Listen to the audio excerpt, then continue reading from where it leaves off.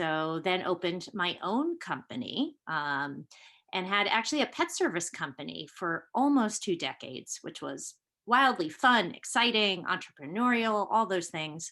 And then I sold it after 17 years, and for the first time, took a pause Yeah. and was very thoughtful. And thought, what do I actually want to do? Not what I'm supposed to do or what society is telling me to do, but what do I actually want to do? Hello, everyone. Welcome to Educative Sessions. My name is Lee Ngo. Educative Sessions is a podcast series with people in the developer community about their coding experiences, and Educative makes it easier for authors to provide interactive and adaptive courses for software developers. Today's guest is a little bit of a shakeup from the norm. It's with Jolie Brown, who is a talent agent with placement.com. And we're going to talk about life after you've achieved success in your career and the journey of seeking a job potentially for other job seekers. Mhm. Jolie, welcome to the show. Thank you. Thank you for having me, Lee. Absolutely. So let's get right into it. You've achieved quite a bit in your very tenured career. And let's go back to the very beginning of your professional history, starting from your days as an undergrad. Yeah. Thank you. Excited to share with you my journey because I think a lot of people will resonate with it, sort of how you start and where you end and what you learn from that. So I started out as a psychology major at Michigan, really loved everything about it. But upon graduation, didn't really know what to do. And so my parents really navigated that process pretty heavily and suggested I go straight and get my MBA because back in the day, the more degrees you stack up with, like the better your opportunities. At least this was the thinking. Right. So I got my MBA and ended up in marketing because I thought that would at least lend me the most people experience, creative experience, which is really where a lot of my skill sets lie. So I was in the marketing space for a while and was very, very unhappy, but didn't want to give up on business altogether. Mhm. So then opened my own company, and had actually a pet service company for almost 2 decades, which was wildly fun, exciting, entrepreneurial, all those things.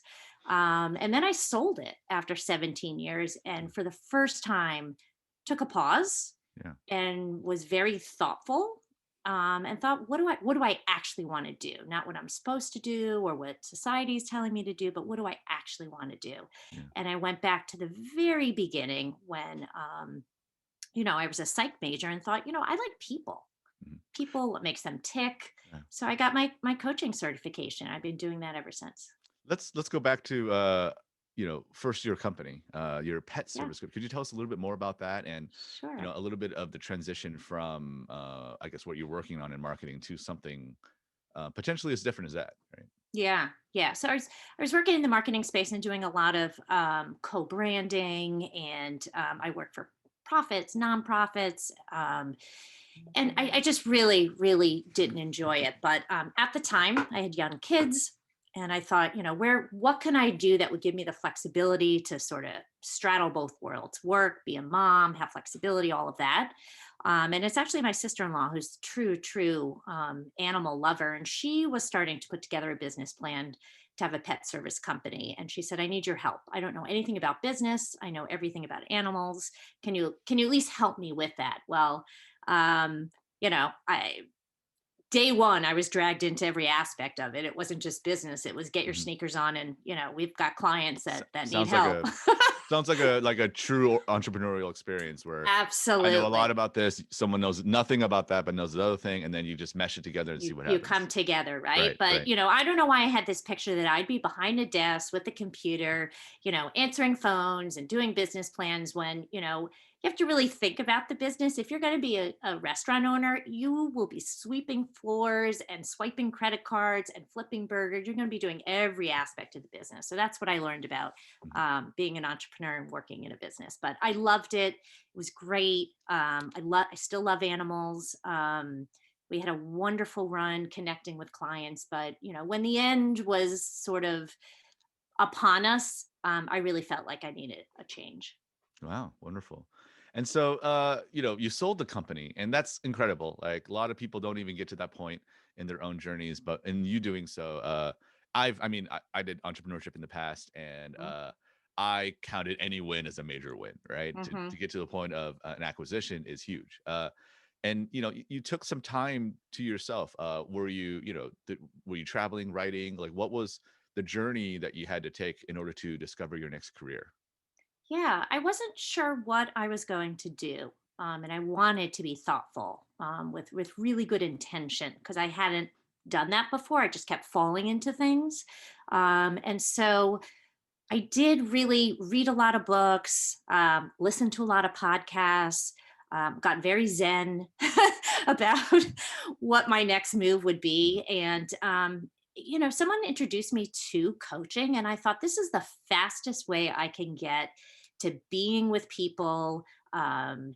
Working with people. And I loved the aspect about it because I had such a positive spin on it, unlike therapy or counseling. It just was all about being the best version of yourself. I know that sounds trite, but I really, really loved that idea and wanted to be a part of it somehow.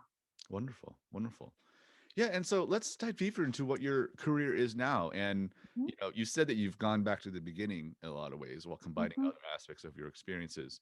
But it sounds like what you're hinting at, if I may be bold to say, is that career coaching is very entrenched in psychology and it's entrenched in mindsets. So can we talk a little bit more about the ways in which you've expanded upon that and how it might be relevant for people? Because a lot of the people that are watching this are not in psychology, they're in Sure. technology, right? How might Yep. there be some conversations there? Yeah.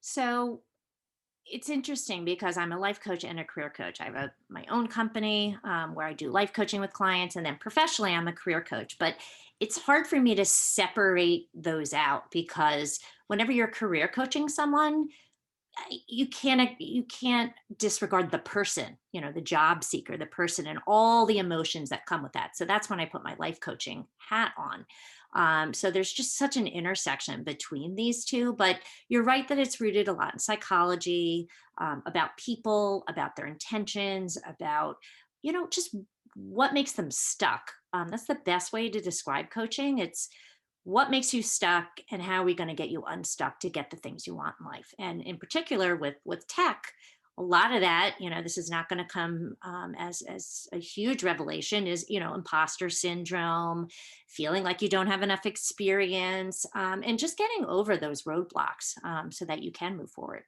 Wonderful.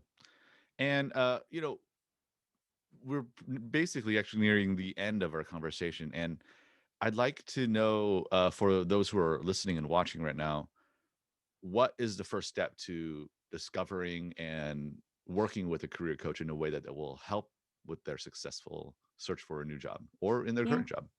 Yeah, it's a great question to ask. So, I worked for a tech boot camp, and a lot of the boot camps, luckily, have career coaching as part of that support system, which is great. I love that technology is really embracing that, more than other industries, actually.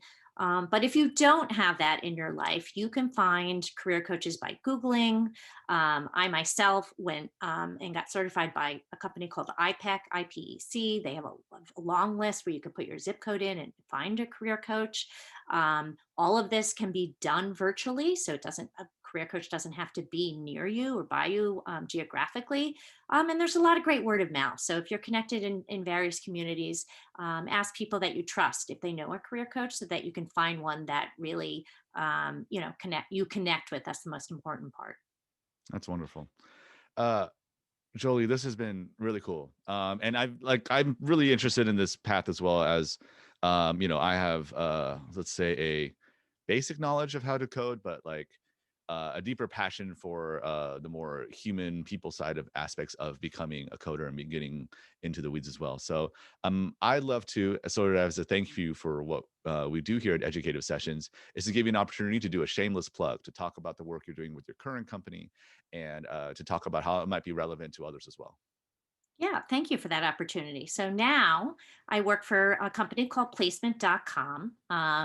It's a growing startup that's really have deconstructed the whole job seeking process, and we've built it back up with so much support. So it's really like the one-stop shopping for any job seeker with a huge emphasis on the technology sector. And so what we offer is one-on-one career coaching, people like me.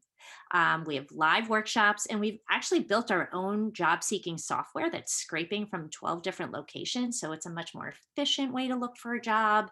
It's faster. And we've just sort of ended the mindless applying on different job boards, which doesn't meet with a lot of success. So if you're a person in the tech space or otherwise that needs this kind of support, that's where you can find it, placement.com. Wonderful. Jolie Brown, thank you so much for speaking with us today. And I want to thank everybody who saw or watched this talk, likely on YouTube or on Podbean or on the multiple channels, podcasting channels in particular, that we are currently streaming on. And lastly, if you're curious about Educative, you can check out what we do at educative.io. So for all of us here at Educative, thank you so much and happy learning. Bye-bye now. Thanks, Lee. Hope you enjoyed that. This episode is available on YouTube and also on many podcast platforms. If you'd like to be part of Educative Sessions, the form is open now to apply. You can also email me at lee@educative.io. Lastly, don't forget to like and comment this video, and be sure to subscribe to our channel for more content. Thank you so much for watching, and happy learning.